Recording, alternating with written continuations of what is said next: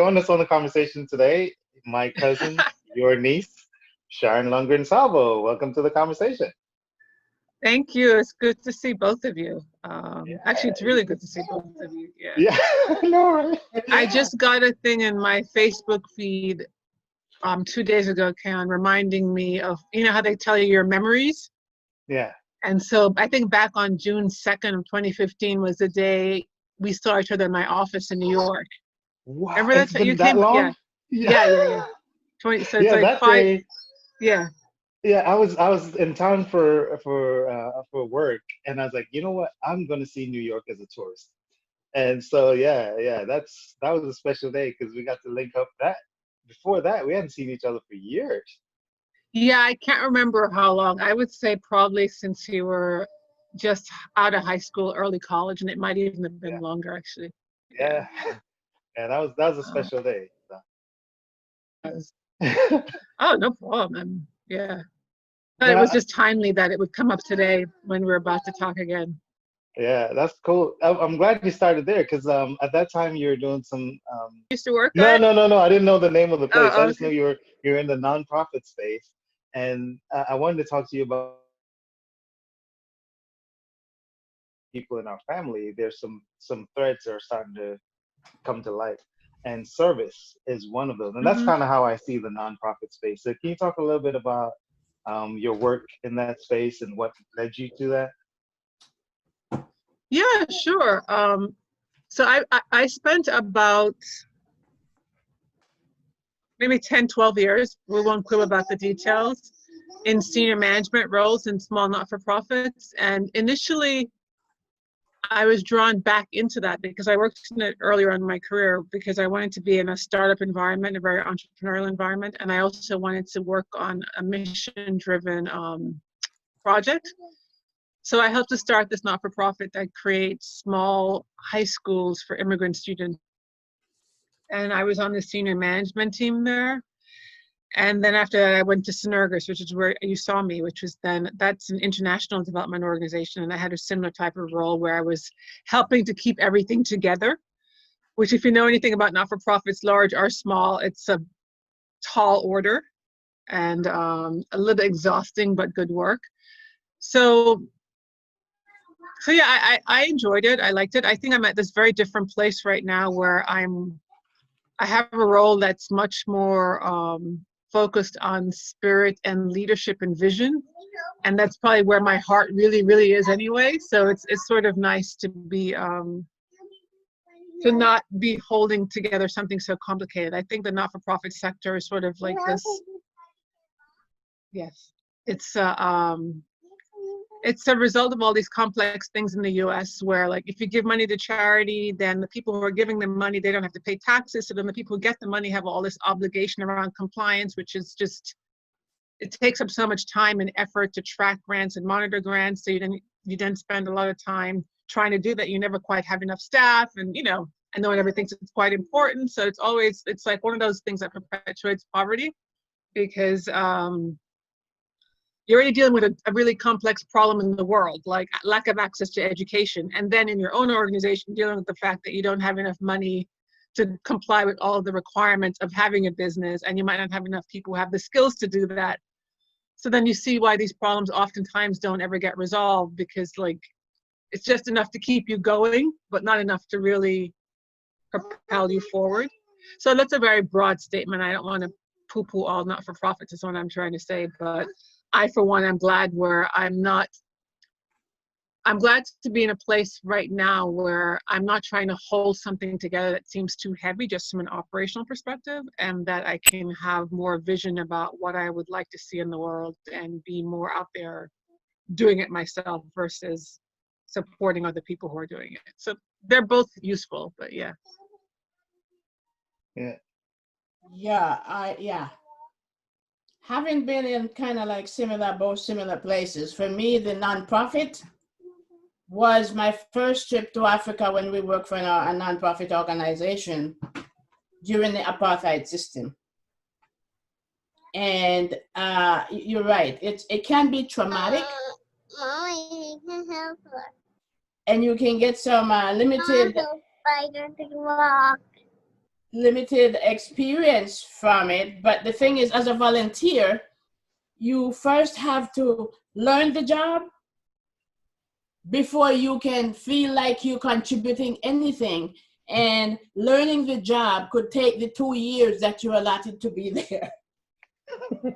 So the time around when you, and then you start asking, well, when do I start helping the people? Well, you never do, because in the true sense, because you're learning the job and you're learning about the new culture and you're learning about the people. So you need at least 4 years and you only have 2 to fit it, kind of fit it in. And it's very, very funding dependent. And you're just a volunteer. So I totally get what you're saying about the nonprofit. They're not all the same, but majority of them have this funding dependency component, you know, where they're relying on somebody else or some other organization to keep them afloat. And so by the time you get to what you could be creating, it's time to leave. Yeah.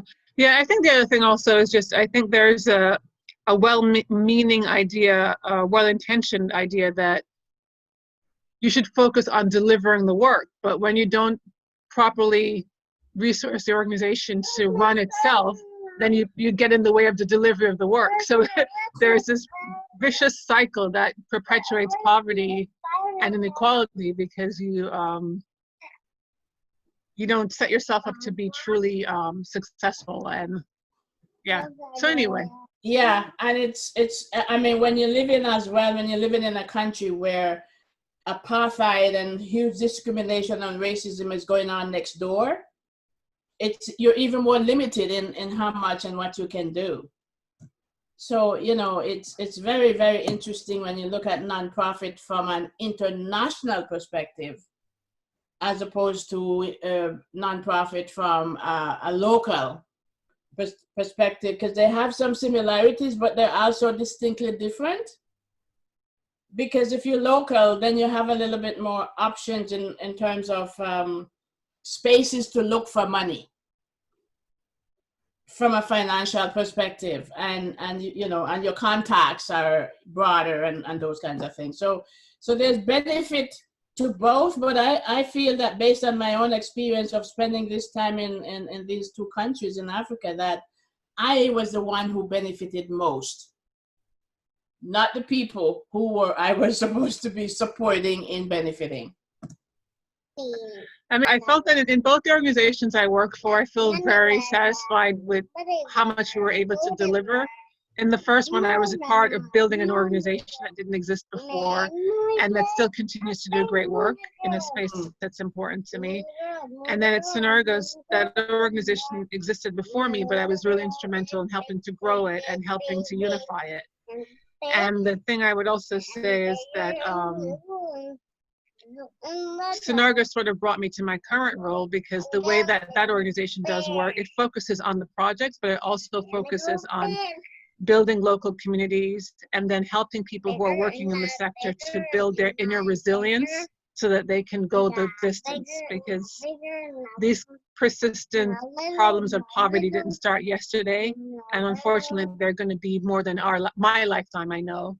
And so when you're doing that work outwards, also working on yourself allows you to sustain yourself and to be open to innovation and be adaptable. So you know, so those were good things to be a part of. Yeah, this is cool. So for the first time, Auntie, we have 3 of us on here who have all been to Africa, and it was under different circumstances. You kind of told us a little bit about yours just now. Sharon, can you talk about what took you to Africa? I believe Zimbabwe, was it? Yeah, I lost you again.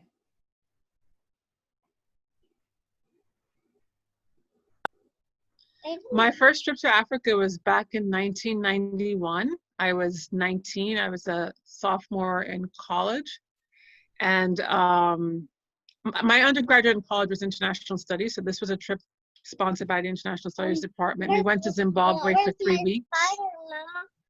That was at a time when Mugabe was in power. It had been a little long, but it hadn't been that long. So you'd go to all the places and everyone had a picture of him in the back. And, people were kind of like, I don't know what's quite going on, but I don't think anyone quite anticipated it would be like another 20, 25 years. But it was an amazing experience. And I feel like it was really important for me to go there at such a relatively young age. It was one of the first places I traveled to as an adult, outside of going back to Jamaica to see my family or going to Canada to see my aunt. So I'm really glad I went there early on in my travels. I had a stop in London and then I went to Zimbabwe. And what can I say? It was a very special experience. I don't think I had this, as a person growing up in Jamaica, I feel like I have this sense of like my ancestral home being home in Jamaica, and Africa is a very special place, and it was really wonderful to be there.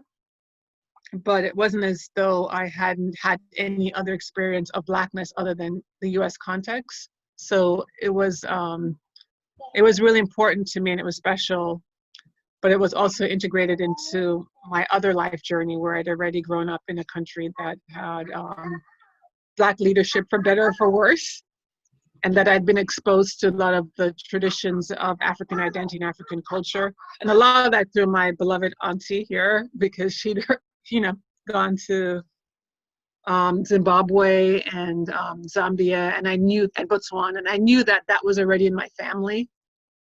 So I felt very enriched that way. But it was still super beautiful, and I've been there a bunch for work. Like Synergos has offices in South Africa, Namibia, Nigeria, Ethiopia, Namibia, Kenya. So I've been around the continent a lot. I shouldn't have favorites, but I really love Ethiopia. There's just something about the food, the place, the people that just captures my imagination. The art is amazing. And so that's a place I'd like to go back to and spend some more time. Mm-hmm.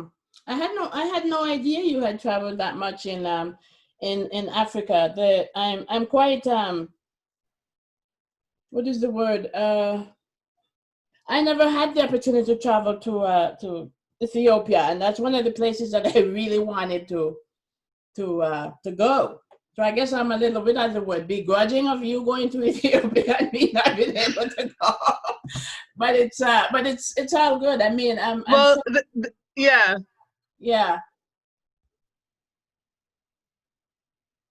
To Ethiopia, because Ian has been there as well, and talk about how rich the culture is and how much he enjoys. Did you have an opportunity to visit the Black God? No, I was mainly in Addis. I've actually been there twice, and both times I was in Addis. Okay. And the surrounding region. So I didn't get out. Mm-hmm. It's so funny, you forget all the connections. I knew that Ian had been there, but I hadn't really been thinking about it until you said it, because I remember seeing all his pictures of the cliff churches, and it's just it's a phenomenal place, and it has a great history, and in the context of and an unbroken history. In some ways Ethiopia wasn't colonized like other countries, and so the people's identity is quite strong, and the culture is real and tangible. Mm-hmm. So it has that feeling of Asia, where you can kind of see the line of how humans have lived in a society, in a place for thousands and thousands of years. And, Ethiopia is the seat of, it's at the bottom of the Nile. So much of the culture that came up through the Nile into Egypt, into Italy and the West, some could say it's the seat of Christianity. So it's just a really powerful place to spend time. Yeah. They should be giving me like money at the tourism board, because I'm like, let's go there. Well, unfortunately, they won't see this, but I think it's really neat that other members of our family can can see this and hear about your experience, because I think people have heard about, I mean, a lot of people have heard about mine, because I was the one that kind of abandoned everybody else and traveled to Canada and then to Africa, you see. But I don't think that people have had as much experience of hearing about other members of the family and their experience of travel, and specifically traveling in Africa. So I think this is really, really neat for people to, other members of the family to hear about, because this is all part of the history, right? Yeah, no, absolutely. And I think, you know, obviously the current moment is in my mind. And I think that one of the great things about going to Africa and just seeing how many Africans are on the planet and how many different cultures and languages are on the planet, it makes it real. Some of the things you read in books about the cultures of Africa and how strong and dynamic and powerful they were, and how part of colonialism was just sort of Europeans going into Africa trying to extract culture, knowledge, and all of this stuff from people who had rich, diverse, 100 years old culture. You know, it's not just and I want to be very careful in what I say. I don't think building up empire who lives in a very, you know, intimate relationship with the land, but I'm just pointing out that sometimes part of what's been taken away from some of us is this really complex understanding of the level of culture and sophistication that existed on the continent, and how systemic the efforts were to destroy that and take from it. And I think when you go there, and it's abstract until you get there and you see the people and you see the places sometimes. Yeah. My experience is completely different, right? Because I went under different circumstances. I went to support the World Cup, so I was there for work as well, but under totally different circumstances. So at the time, President Obama was the president, Joe Biden was his vice, and Joe Biden was going to one or two of the games because the U.S. was playing. And whenever our high-level leaders travel, they travel with an entourage. So my job was to support his entourage. There were about 60 people traveling with him, and so it was my job to find them transportation, lodging, and then the peripheral, right? So they went on an airplane, so they had pilots and mechanics and all that stuff. So I had to take care of all those people, and I had the benefit. So we were primarily in Pretoria. We did go to Joburg for a little bit, but the hotel we were staying at was on a main strip, and there was a parade that went through. So I got all of South African culture, but different cultures came through, and then you saw the Zulu and the, you know, all the different and they passed through. So I just all I had to do is stand there. You know, the one that struck me was the grannies. That was, you know, these older women that play soccer and have like a league, and they came dancing through the town. You know, so it's interesting the different experiences. We're there for different reasons, and again, ultimately we're all there for the same thing, right? Because we were stimulating the economy as well. Because we basically booked out. There was one hotel that had just been formed. This couple had just created. It was supposed to be an apartment building. They converted it to a hotel strictly for the World Cup, and we bought out the whole thing because we had just so many people that we had to house, and it was just easier. And from the security perspective, we had to take all that into consideration, location, you know. And we just went in there like, yep, we'll take it, you know. And then at one point, there was a team that went ahead of us and had some agreements with some transportation, and that fell through. So then I had to go back in and figure out how to get all these people from where they were staying to where they needed to be. So we had to make agreements with local taxis, bus companies. I had to put together this group of people and then have them ready whenever we need them. Couldn't tell them where they were going, couldn't tell them how long we need them, and they just had to be on call. So then at some point, the bus drivers were staying in the hotel as well. Oh Wow. wow. So, You know, so it was an interesting experience. It was fun. Phenomenal. Did that? Yeah, that's phenomenal. Did either one of you get to see, specifically you, Sharon, because you were in Zimbabwe? Did you get to see the falls? oh yeah. Victoria Falls. Oh Yeah. my God! What a spectacular. Yeah. I mean, we in North America talk about Niagara, right? Yeah. I Yeah. mean, like, shame. Victoria Falls put Niagara to shame. And for us, it was on both sides. So we live in Zambia, so we could see it from the Zambian side. And then we go to Zimbabwe and we see it from the Zimbabwean side. I tell this story of the first time we went to Victoria as a family, Victoria Falls as a family. We lost Andrew in the forest. I mean, we were all going, doing our thing, and we look around, and Andrew was gone. Of course, you know, as a mom, major panic, right? Where's my kid? You know, and the forest is huge. So we basically just kind of stood there, right where we were, and waited for him to just come back. which he did, but it was some you know, it's just absolutely phenomenal. That story is really connected for me with Victoria Falls in Zimbabwe. But yeah, it's something else. And yeah, hello. So did you see them, Kaon? Did you see the falls in Zimbabwe or? No, I was in South Africa. Yeah, we stayed in. Oh, you were. I was primarily in South Africa. I was there for about 3 weeks, and like I said, we were following the team. And this is bad to say on camera and confess, but it's family, so it's all love.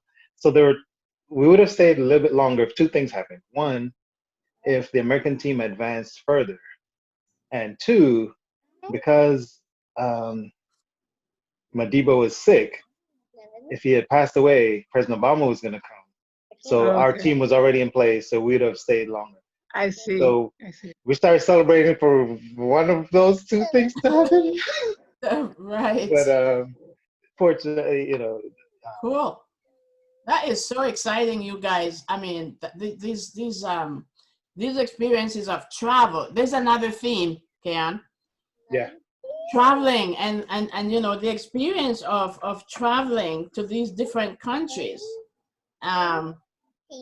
I think my greatest thrill in the country that of one country in Africa that I've traveled to was Ghana. Oh yeah, because Ghana is supposed to be like kind of like the homeland, right? The homeland from where most of us came from. And the whole thing around visiting the room of no return, because that was where the slaves were packed in a room that was supposed to hold like maybe 1,000 people, where they have many thousands in that room, and it was close to the ocean, and there was a little door that the ship would come right up to the door, and then they would just shove the people out in it, and those who didn't survive, they just shove them through there anyways. And so that the fact that once you entered that room, you never returned. Yeah. And so for us, as part of the International Black Summit that I've talked about, we were fortunate to go to Ghana and then go in the room of no return and return. So that was really, really, for me, it was informative, it was traumatic, it was sad, it you know, but it was also very, very educational. No, that's amazing. I haven't been to West Africa, so I haven't had that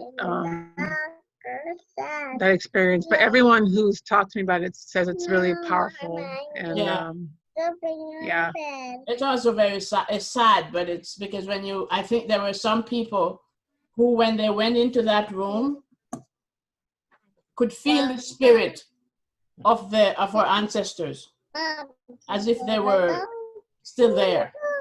But for them, they could feel them, you know, and they were just, it was just so, it was quite phenomenal. But I wanted to ask you one question. I wanted to ask you a question, Sharon. Did you go to Kenya?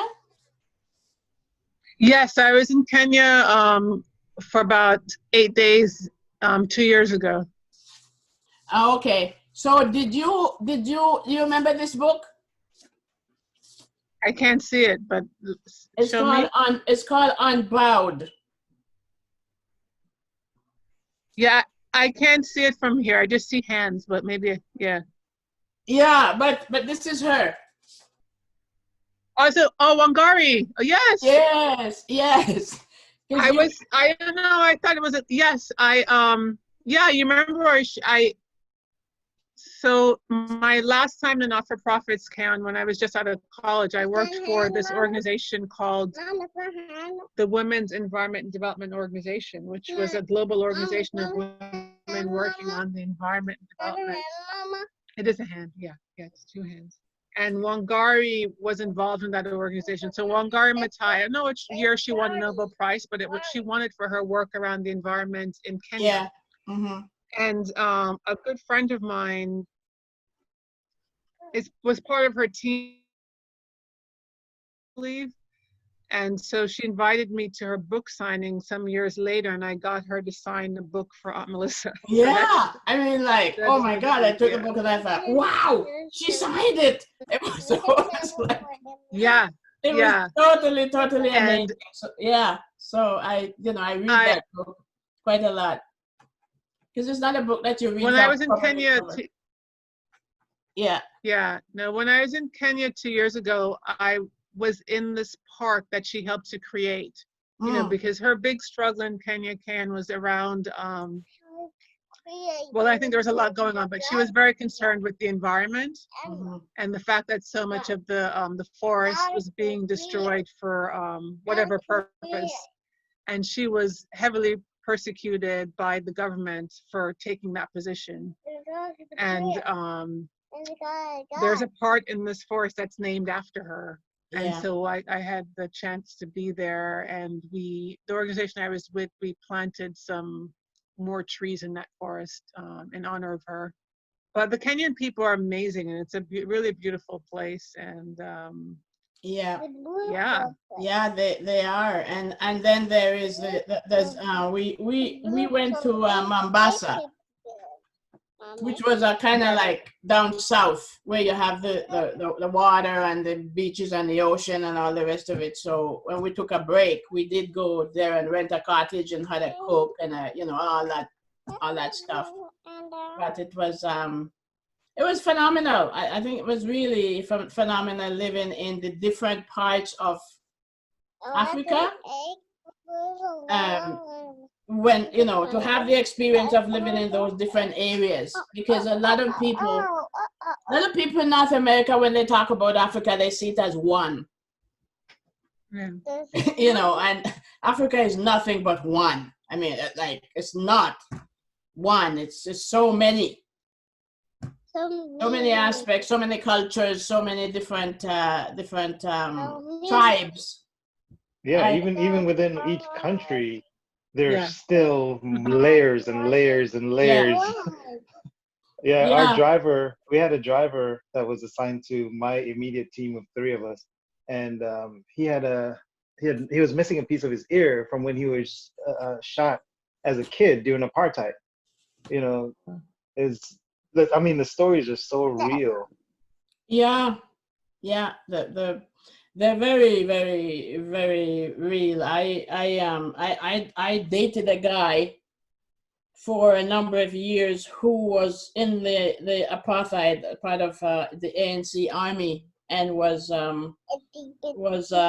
imprisoned and tortured, and his family members got killed and all of that stuff. So it's like very, very there's some very, very tramatic stories like being placed in being in a Isuzu truck. Here's a fun one. we're in an Isuzu truck and we went to one of the parks. And there's the river. And in the middle of the river, we're in the middle, the elephants are on the other side. And so we can't leave the park until the elephants go to the other side. So here we are stuck in the middle of the elephants, with like 15 minutes before the gate closes. We have volunteers in the back of the truck that my ex-husband is responsible for, full with volunteers. And in the front of the truck is me and him and the two kids. It's a truck.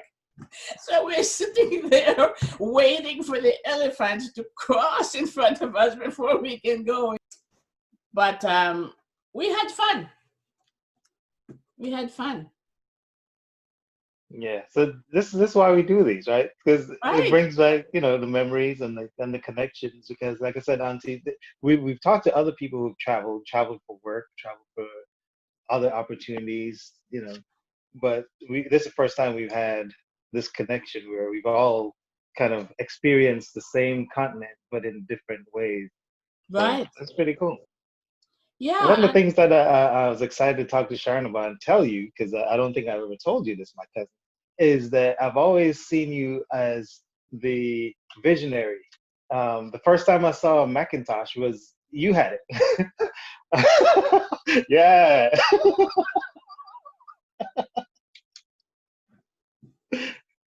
So you've always been that for me, is that person with this vision, that this wanting to change the world. This is the theme that you've described is nothing new. It's always been how I've always pictured you, how you've always shown yourself to me as this change agent, if you would. Yes. So I wanted to make sure that, you know, part of this is also giving people their flowers while they're alive. So letting you know that I appreciate that side of you. It definitely shaped some of my interests in trying to do other things, trying to be socially conscious. And yeah, so just wanted you to know that. But thank you, Cam. That really means so much to me. And, you know, obviously, you know, it's from the heart and who I am. And in a lot of ways, I was thinking about our generation, our family. I was one of the first ones to be growing up in North America, you know, in the US, you know, my brother and I. And so it was sort of like, I didn't always have that many people in front of me, but I had a lot of people behind me and around me. And I knew who I was and knew who my family was and knew what my example meant to other people. And so as much as I might have seemed out in front, it was because people, all of you were pushing me ahead. And even now, just to be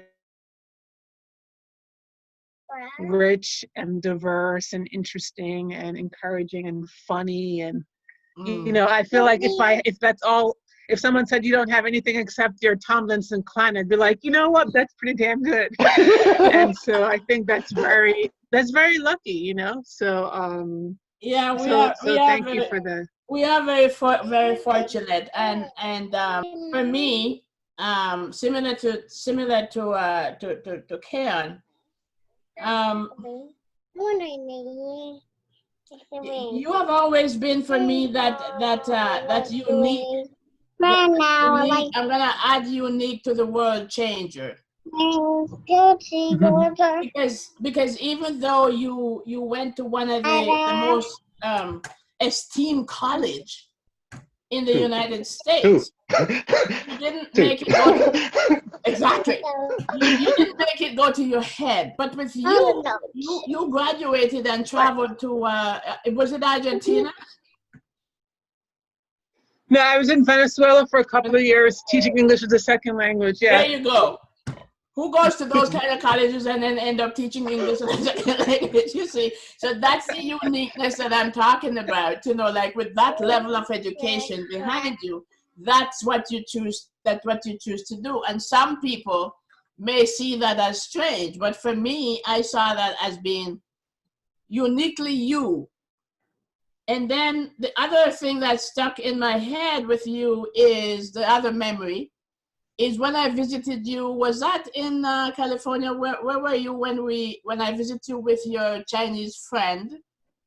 And we that was California, the Bay Area. Yeah, yes. Northern California for the non-Americans or non-North Americans on the Yeah, what was that park? What was the name of that park that you had a friend who had a car and we drove right along the lake and we went to this park. It's a famous park, but I can't remember what the name of it was. But anyways, that trip for me was quite unique as well. And so it's you know it's just like it adds to who you are and who you've always been. So when we're having a conversation about where you are now, for me, that's where you've always been. You see, so the journey in your transformation journey of going from these different stages and traveling and all these different places that your life of your journey have taken you, for me, that's what I've always seen for you. For you, this has always been uniquely you, and this is what my vision was for you, and let's say that's what I've held for you. Let me love on you a little bit more, cuz just yeah, go ahead and get the big head. It's okay. This is how beautiful our family and connections are, right? So now I live in Southern California, and we'll visit your USC time. So that's why I had to flip the thing around, Auntie. Go Trojans! Okay. Fight on! Is this way, right? Right. Trying to make sure I get it right. But so now we live in Southern California, and we'll talk about what's going on in the state of the country now. But Auntie, what I didn't tell you last time when we spoke was my daughter was accepted to USC, but she's choosing to go to Howard. So yeah, so Okay. so that all, you know, in all my years growing up, you and your brother have been the kind of the standard when it came to education. It was because we were the youngest, and so there are different lessons. So even when we necessarily weren't communicating, we were paying attention because you, like you said, you were a trailblazer in every sense of the word, being the first, you know, one of the first, because Auntie was in Canada and you were here in the United States, but being that trailblazer, setting the pace for us to, and you done good, cuz. Thank you. Yeah, and just to make your head go even bigger, both of you, but I don't want it to explode. And I know other people are going to watch this, and it's perfectly fine to say that for me, this whole process of having a conversation with different generations of this family, excuse me, this is double for me because you two, dare I say it, I'm having this conversation with my two favorite people from two generations. So, you know, like I'm just bubbling here. My head might explode instead of yours, Sharon, because this is a distinct privilege for me to have both of you in the same space, just missing the hugs. But yeah, this for me is really a privilege and an opportunity to. I mean, I enjoy speaking with all the other nieces and nephews, but a lot of them I didn't know. I'm just getting to know them now. But you guys have known you from before you were born. So it's kind of like, you know, it's a totally different kind of relationship, you know? So this for me is really, really unique. So, you know, I want to thank you both for this conversation. So no, I just wanted to say thank you. And I wanted to talk about our family a little bit and then talk about you, Aunt Melissa, because, you know, my mom came up to the US in the early 80s when I was like 11 or so. And you and Ian and Andrew and Uncle Brian, you know, when he was in the family, just provided this base of stability for us and this access to a place to go that was safe and loving and whole. You know, where we were living in East New York and Brooklyn, we certainly survived and managed, but you couldn't go out and play in the park or walk around. And so just having family who you could go to and feel safe and comfortable was just so important for our development. And then you, Aunt Melissa, have always encouraged me, even when I was, you know, trying to figure out what to do with myself, because it's like, oh, I'm smart, maybe I should become a doctor. And you're like, I don't think you're good. I don't think that's for you. And so just really helping me to find the unique path that's mine, and then to honor and respect my family, my family's journey, and to be supportive of my family, but also to find my own way. And I think that support that you've constantly provided around that has really helped me to be who I am and helped me to go off to places and find the relationships and connections that I needed. So like being off in Venezuela after Vassar with a job that didn't pay very much, looked crazy, but it was something that was important to me for my own growth as a human being. And now it was a place I ended up meeting my husband, who is from Queens, but who knows if we'd have met in New York City. So I really, and the books you gave me to read and the clothes and the culture and all the things you encouraged me in, I really am very grateful for them. And now what we're finding, Ian, Ken, when we talk to each other, is we're talking more like friends and peers and people who are still on our spiritual journey and our journey of transformation. And so that's the kind of, that's what family is really about. It's like you help each other to grow, and then as you grow, you can grow together. And so I'm really grateful for that. And Ken, of course, I'm so grateful for you and for how you have stood up and taken care of your family and taken on a lot of responsibility, a lot younger than I certainly did. I just having my first kid. But like, you're younger than I am, and your first child's going off to college. And I just feel that, you know, it's just been great to see you take care of your family, do your duty, but also become yourself. And maybe not in the order that like someone like I did, but really figuring out how to weave it all in, and knowing that there's more to come still. So yeah, it's really beautiful. Wow. Indeed. That's the point. Is celebrate each other, celebrate our connections. We can't get off without talking about what's happening right now.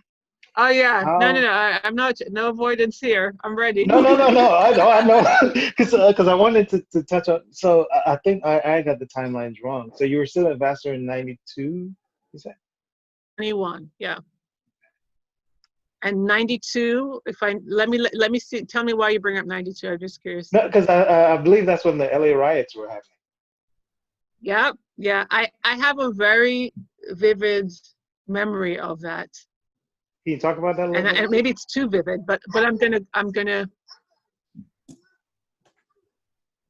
You know, I think it's one thing when you come to the United States from Jamaica, and you have to remember that was in the early 80s. So cable companies would even come to East New York because they're worried about people stealing the cable boxes. So it's that kind of isolation that I was in. So I grew up in Jamaica with very little media and a very little understanding of the U.S. Like I had this idea that once you got to America, there was gold on the streets. All you had to do was look down and pick it up. You know, that's what all the other kids whose parents had migrated, we talked to each other about that. That's right. They're on the trees too.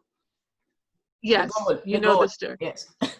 And I vividly remember November 11th, 1983, when I landed in John F. Kennedy Airport. And because I'm like a dreamer, I looked down on the ground as we were about to get into the taxi or whomever's car my mom was able to get to come and meet us. And there was this dirty, slushy looking thing on the ground. And I was like, oh boy. And I was like, okay. And then we started driving to where I was going to be living. And we drove through and you know Harvard Beach, you know that area over there, Ken. So we drove through all those nice houses, and I'm like, okay, and you come into Starrett City. And then we get to the block that we were on, and you all know our block. And maybe it was a little nicer in '83. It got a little worse with the crack epidemic. And I was like, okay, you know, the houses are joined together, you know, not as nice. And then there were some stairs to go up to the first floor. Yes. And I thought, okay, well, I'll go head up the stairs to go up to the first floor. And my mom was like, no, we're in the basement apartments in this. So you got to imagine from like gold on the streets to going down into a basement. Jamaicans don't have nothing in basement. So like, That's right. I'm like, what are you talking about? But I looked and I saw my mom would wake up after 5 a.m. and walk to the train station so she could get to her job in the Upper West Side by 7 a.m. And there was no police on the streets because the strategy back then was no policing. Now it's over policing and criminalizing, but there was no policing then. So you weren't even sure if your mother was safe to get to work in the mornings. And then you'd see her come home late at night and then be going to school, trying to get an education, get a degree, paying for a degree program, but doesn't turn into a job. So it was very clear to me right away that I needed to work hard and focus and take advantage of every opportunity that's been given to me and be brave. Because even leaving my house to go to high school every day was an act of bravery because there was no police on the streets. So my point is, I thought that was just my situation in my little community, in my little neck of the woods. And to see what's been hard for me was growing up and realizing that this kind of thing was happening all over the country in terms of in terms of the inequity. And the Rodney King thing was when I saw what happened to him, it made me despair in this way I've never despaired since. I'm like, what's life worth? Should I live? And so I worry about the despair in the hearts of young people, Black and brown young people, but young people in general who see all of this. But I also see a difference in what's happening right now because as wonderful as Vassar was and as great friends as I had from there, in the 80s and 90s and up until maybe like last week, there was this thing among good meaning white people of, it's so painful slavery, it's in the past, we're friends, let's all get along, you know.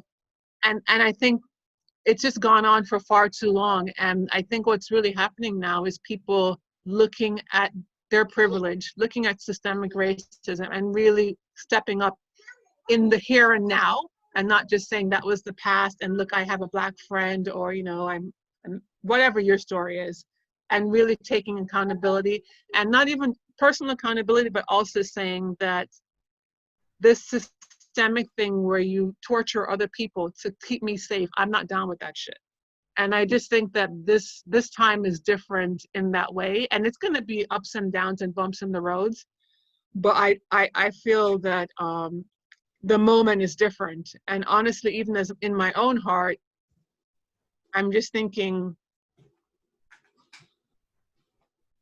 not like we were waiting for this moment. And it's not like people of color and Black people have not been working on this, but a lot of what needed to shift was for white people of privilege to kind of say, I feel safe enough that I don't need the police to have I don't know what the word is, but like just free reign to do whatever they want and say it's in my name or to protect themselves. I want something better. And I feel like that needed to happen. And it should have happened a long time ago. And it shouldn't take no more people should have been killed, and no more children should be without their fathers and mothers without their husbands. And I'm sorry for that, and it's unconscionable. But I think that this is going to be different. It's you know the point I'm trying to make, I think. Yeah, we get the point, and I like how you have summarized the and made the connection between the past and the present. In terms of what is going on now, have you made that connection? I really appreciate how you've done that, because what you've done is brought your own experience of 1992, 1993, and whatever was occurring there for you when you arrive, and instead of finding gold on the ground, you find dirt.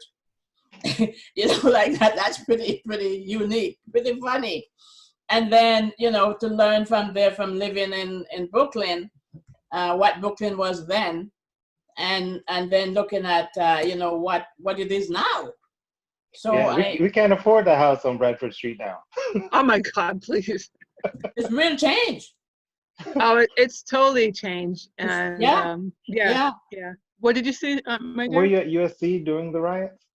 No, USC Okay. was my business school. So I was there Okay. like 99 to 2001. I was up in Poughkeepsie at Vassar Okay. in 92. Yeah. Yeah, you do move around, my niece.